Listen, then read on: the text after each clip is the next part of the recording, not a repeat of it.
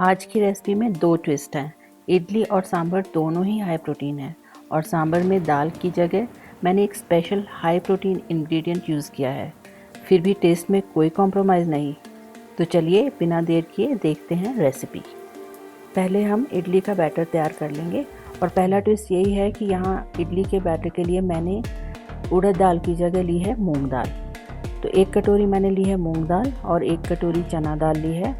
आप चाहें तो दोनों कटोरी मूंग दाल ले सकते हैं और 1 कटोरी चावल लिए हैं। चावल कोई भी ले लें आप, बासमती चावल लें या जो भी घर में अवेलेबल हो।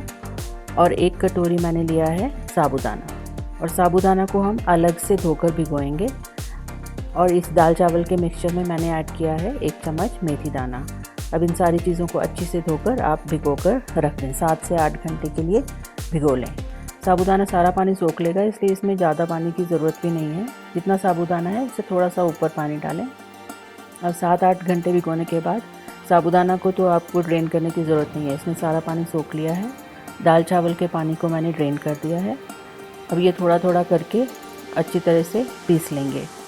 जब भी इडली या डोसा का बैटर बनाते हैं तो पीसते वक्त बहुत फाइन पीसना है, बिल्कुल दाने नहीं रहने चाहिए, इससे ये अच्छा फर्मेंट हो जाता है।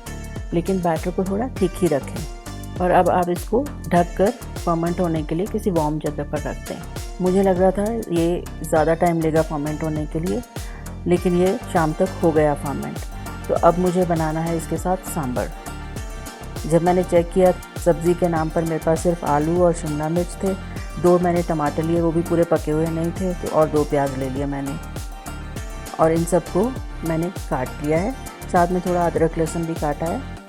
मुझे सांभर में अदरक लहसुन का टेस्ट अच्छा लगता है, इसलिए मैं ज़रूर डालती हूँ। ये मैंने थोड़ी इमली भिगो दी है।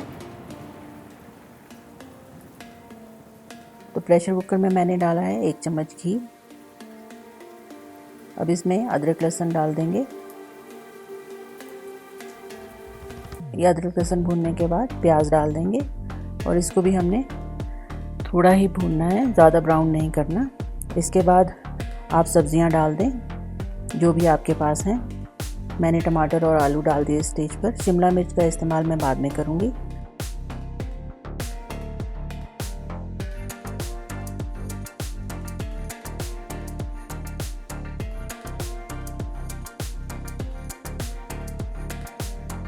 नमक आप डाल दें स्वाद अनुसार। 1 चम्मच हल्दी डाल दें और थोड़ा मिक्स कर लें। और अब बारी है दूसरे ट्विस्ट की। तो तुअर दाल की जगह यहाँ मैं यूज़ कर रही हूँ सत्तू। मेरे पास ये भुने हुए काले चने थे, तो इन्हीं को मैंने पीस लिया है छिलके समेत और बना लिया है हाई प्रोटीन सत्तू। आपके पास सत्तू है तो आप सत्तू यूज़ कर लें। 1 कटोरी में पानी लें और 3-4 चम्मच आप सत्तू डाल दें। अगर आप ज़्यादा क्वांटिटी बना रहे हैं सांभर की तो थोड़ा ज़्यादा सत्तू डाल दें। इसको अच्छी तरह से पानी में मिक्स कर लें ताकि कोई गांठें ना रह जाएं और इसे ऐड कर दें सब्जियों में और अच्छी तरह से मिक्स कर दें। बस अच्छी तरह से मिक्स करके इसमें हम गर्म पानी डाल देंगे। मैंने 2 कटोरी गर्म पानी डाल दिया है और मिक्स करने के बाद प्रेशर कुकर का ढक्कन देके इसको हम 1 विसल देंगे और फिर ठंडा होने के बाद खोल कर देख लेंगे। इसे दोबारा गैस पर रख दीजिए। इसकी कंसिस्टेंसी बिल्कुल सही है। अब इस स्टेज पे मैं डाल रही हूँ इमली। यहाँ 3 छोटे चम्मच मैंने सांभर पाउडर लिया है, 1 चम्मच लाल मिर्च पाउडर। अच्छी तरह से पानी में घोल लें इसे और ऐड कर दें सांभर में और इसमें बॉयल आने दें। और मैंने टेस्ट किया तो बिल्कुल सांभर जैसा टेस्ट, पता ही नहीं चल रहा कि इसमें दाल नहीं डाली मैंने। नमक थोड़ा मुझे कम लगा तो मैंने थोड़ा नमक डाल दिया है। थोड़ा मुझे खट्टा भी कम लगा तो इसलिए मैंने इसमें इमली का पानी और डाल दिया है और ये ऑलमोस्ट रेडी है। तो चलिए इस बीच हम तैयार कर लेते हैं इडली। तो बैटर में मैंने थोड़ा नमक डाल दिया है और इसको अच्छे से मिक्स कर लें।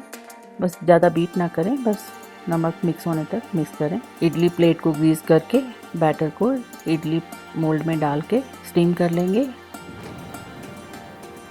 मैंने इसे 15 मिनट तक स्टीम किया है और ये देखिए कितनी सॉफ्ट और स्पॉन्जी इडली बनी है। तो चलिए अब सांभर का तड़का तैयार कर लेते हैं। तड़का पैन में मैंने 1 चम्मच ऑयल लिया है, इसमें ज़ीरा ऐड किया, थोड़ा राई ऐड कर दें, थोड़ी हींग ऐड करें और अब मैंने डाली है शिमला मिर्च। अगर आपके पास नहीं है शिमला मिर्च तो आप छोड़ सकते हैं, थोड़ा करी पत्ता भी ऐड कर दें और इसे बस थोड़ा सा ही हमने पकाना है। इसका क्रंची टेस्ट ही अच्छा लगता है। बस एक बार तैयार हो जाए तो इसको ऐड कर दीजिए सांभर में। और ये बस सांभर हमारा तैयार है। इसके ऊपर डालिए फ्रेश धनिया, इडली के ऊपर डालिए, खाइए और खिलाइए। बहुत ही मज़े का बना है, ज़रूर ट्राई करिएगा और चैनल को सब्सक्राइब ज़रूर कर लीजिएगा। तो मिलते हैं अगले वीडियो में, तब तक खुश रहिए, आबाद रहिए।